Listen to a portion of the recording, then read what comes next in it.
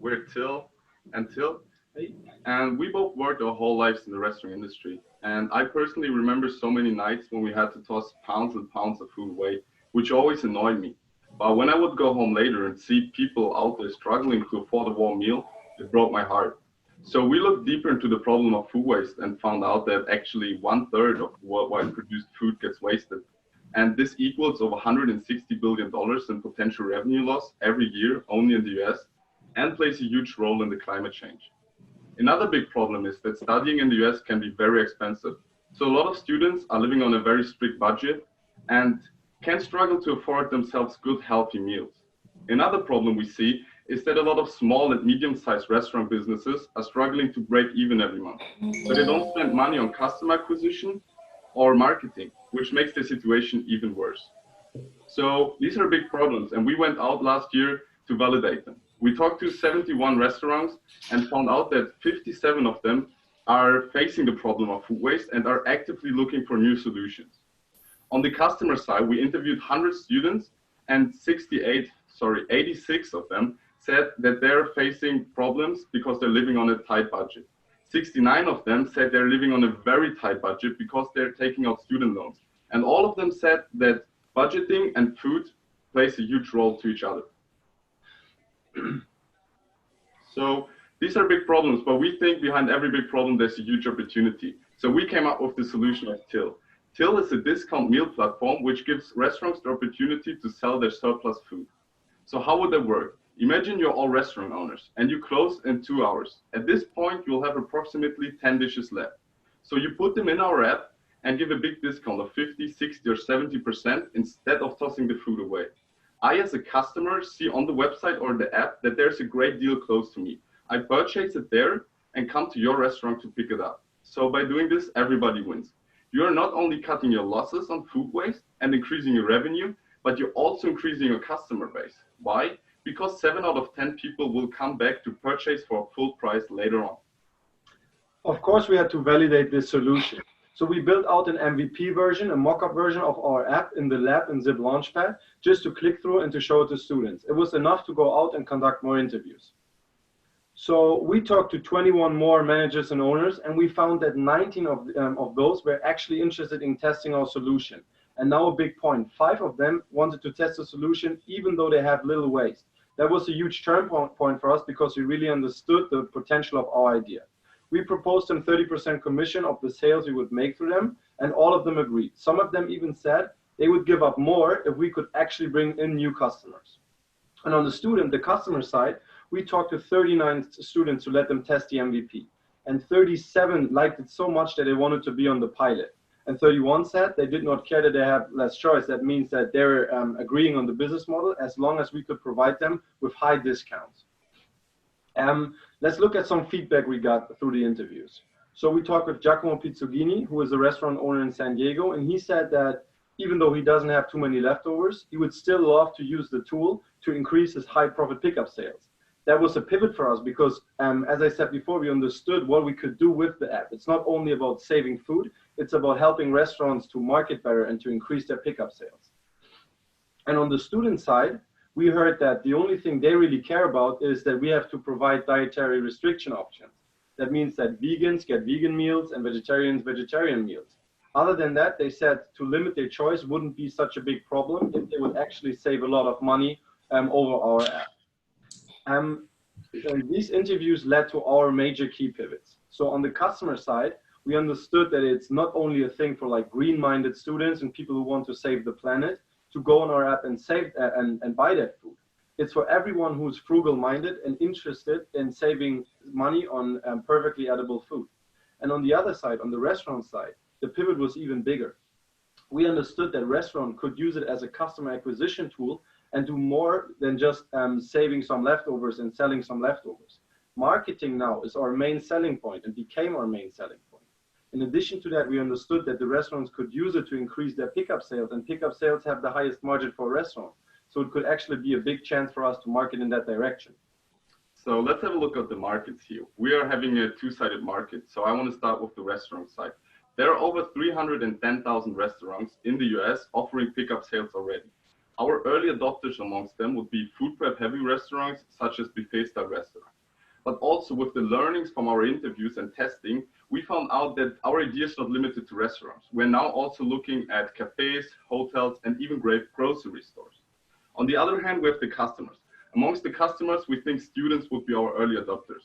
And there are almost 20 million students in the US, and 30 million of them are taking out student loans, which means they're living on a very tight budget. So our position in the market is unique. We have competitors with Too Good To Go, who was the first company to implement a similar idea. They started in Europe, and they're making over 100 million annually.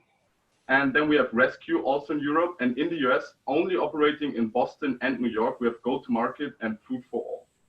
They're, as I said, all pursuing a similar idea, but they market in the direction of food waste. So they say, we are a movement against food waste, let us all together save the planet, which we think is a great idea. But when we did our interviews and went out, I mean, we talked to way more people than just the interviews we recorded.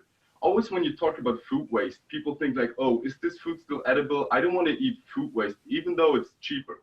So we want to take a whole different marketing approach. We want to tell the people, guys, we bring you great deals for good food. The food is perfectly edible until the restaurant closes. So we want to market in the direction of the deals app.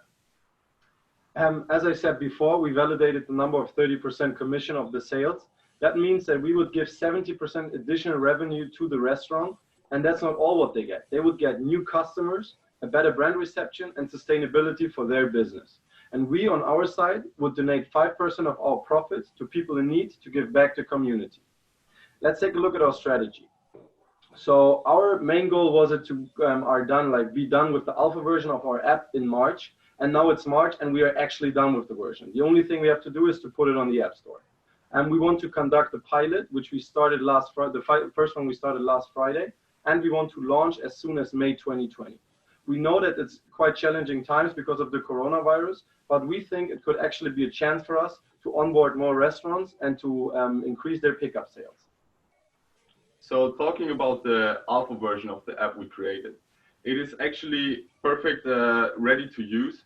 These are screenshots, but we're talking about database app. So this is not a mock-up or anything. We just need to implement the payment services, and then we're good to go. And Till said we started the pilot. We actually started the pilot last Friday. We were planning on starting a series of pilots, but due to the events, we just had this pilot last Friday, which is no problem because it was a huge success. So we agreed with the owner to sell 10 of his leftover dishes the hour before he closes. We actually ended up selling 13. Why? Because he still had leftovers and we had more inquiries, so we sold more. The customer feedback was awesome. Everyone said, it's great, thank you guys for bringing these deals, and where can I sign up to get information about new events, new deals coming up? And the restaurant site was even more successful because we could show them that 7 out of the 13 people we brought in were never in this restaurant before. So we proved that our app works as a customer acquisition tool. So let's take a look at our team. With our team, we got every area covered, including an in-team app developer who developed the app completely free for us. And that's not all. We have we have a lot of advisors behind us. For example, Tanya Hertz, Kim King, or Giacomo Pizzughini, who is a chain restaurant owner in San Diego and a hospitality expert. Yes. So how would you use the prize money? As Till said, we were able to really bootstrap until this point. But now we need some money to go over the edge. So for example, I was talking about taking payments. In order to take payments, we need a business bank account and we need to be incorporated. Not only that, we need to be incorporated to limit the liabilities when signing contracts with the restaurants, because we have already 5 partners who agreed on a paid pilot with us. In addition to that, we need graphic design and branding for our marketing materials. So we need a logo, we need stickers, we need shirts, and we need banners if we are showing our ideas. In addition to that, we don't only want to give the customers the chance to use our service through the app. So we also want to implement a website just to make it more convenient. And here we are planning on using Shopify, which is pretty costly. In addition to that, we want to go out and do more sales pitches with the restaurants. And for that, we are looking for a sales device or a device to do the pitches on. So ladies and gentlemen, we're living in the age of food waste and climate change awareness. So the perfect time to start for us is right now, Till, because every dish counts. Thank you very much. Okay. So finals judges, you have 5 minutes of Q&A. This is Christian. I just have a quick question. On your go-to-market strategy, you mentioned that you need a sales device. Yes. I understand you're going locally and trying to get restaurants to sign up. But what is this device that you're talking about? It's actually pretty simple. We have both laptops with like cracks in it, and we just need like a little tablet to show we have a sales pitch for the restaurant, which is not so academic and like shows easier. And we just want to have like a little tablet to present on to look professional. So assume you have that sales device. What is your go-to-market strategy? Like, how are you going to get the restaurants, and how many restaurants were you looking to get to make this to work? Or okay, so our go-to-market strategy in terms of restaurants is that we go through context. That means that we don't like approach them and just call them or like send emails out, because they get so much inquiry, like so many inquiries every day. So we want to go through the network we already achieved, for example, through Giacomo or other partners we have already, and just go through the networks and try over that, and just show successful pilots and projects in the past. And to the other question you asked about the number, so it really depends, because we wanted to start the next pilot with like 5 to 10 restaurants, and after that we wanted to have as many as possible. But we should to launch, we should have at least 20 or 25 restaurants that it doesn't make sense to put it on the app. Yes. To add on to that, we want to approach the restaurants neighborhood-wise. So we were thinking starting in the areas of San Diego State, but since all the freshmen were moved out of their houses, we're now more looking on PB, because we think when we can show the restaurants, look, we started with Giacomo, he has 5 restaurants, and work actually we brought new customers, that this is a good approach and gives us proof for the beginning. I got a couple of quick questions. Yeah. How much time is available for the pickup of this food? So this also depends. So we are looking, in our pilot, we had 1 hour time frame, but we could also go up to 3 hour time frames. It really depends on the restaurants. It's also not only in the last hours, because some restaurants, they're changing shifts, or if you look at hotels, they have like a big breakfast buffet.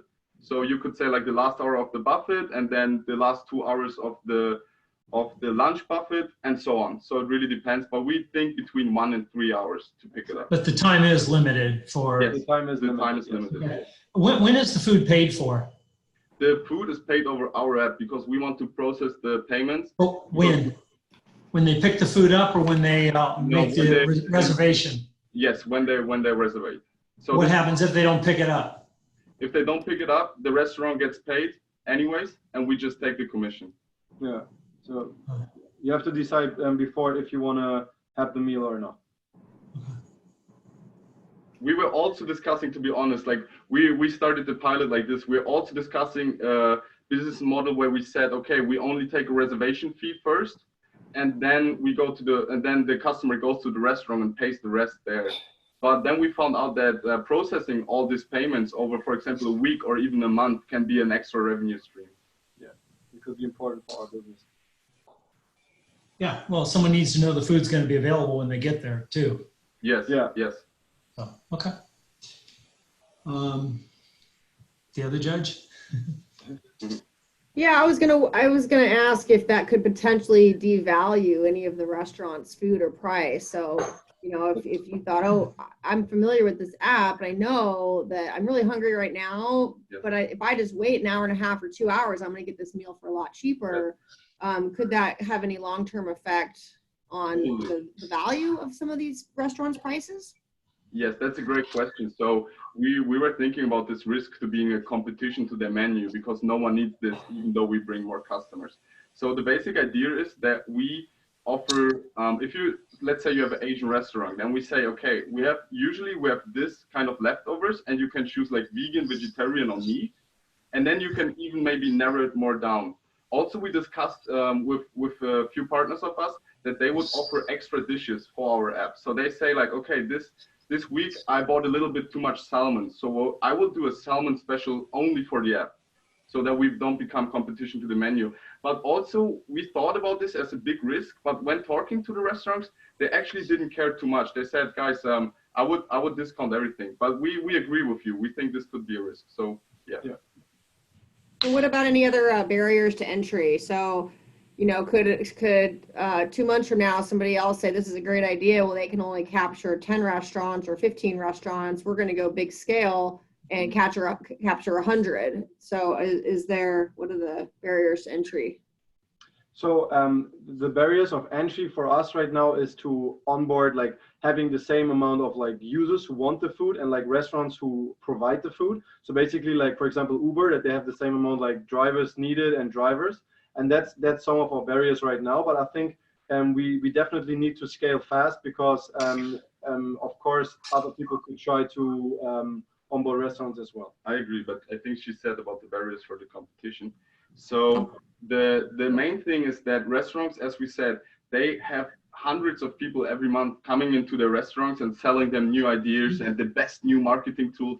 And they kind of fed up because I mean, if you have a small or medium-sized business, you're pretty much in the day-to-day business. So we think when we establish these partnerships and then reach out to the partners over the partners, that we can have like a really, really nice customer relationship with them, and therefore are pretty much protected against competitors. Because if you're already working with us and that works great, what is the reason to change everything again, even though you might get like 5% more? So you don't think any other competitors are going to come into this market? We think there are competitors, as we said. There are competitors in New York and Boston, and they taking a whole different approach. So they're really talking about the food waste and the movement against food waste, and we think we can differentiate ourselves from them through better branding. Exactly. Okay. Yeah, even if they try to come in the market, we put a lot of our branding, and that people really like the brand itself. So we hope that that's our protection against competitors in the market. Sounds like you're focusing a lot more on the restaurants. How about the customers? Is this more student, and how do you get the other side of the coin here, that you have to get the paying customers on the platform as well? Yes. So we think students are the early adopters because they're often living on a budget and they're always looking out for good deals. But when we talk to students, like 99% of them said, great guys, like where can I get good deals? And then we did not only talk to students, we also talked to adults and working professionals. And everyone said, as long as you make it really convenient for me, so I can reserve the food maybe the same day or even one day before, and I know the opening hours and everything. Everyone loves deals. I mean, why should you not save 50, 60, 70% on food, even though you're making good money? So how is it different from Groupon? Yes. So the whole idea of Groupon is that restaurants usually use Groupon when it's going really bad, and Groupon is kind of like a sell thing. So the image of Groupon for restaurants, I mean, for everything else it's pretty good, but for restaurants, I think it's not too good to use Groupon.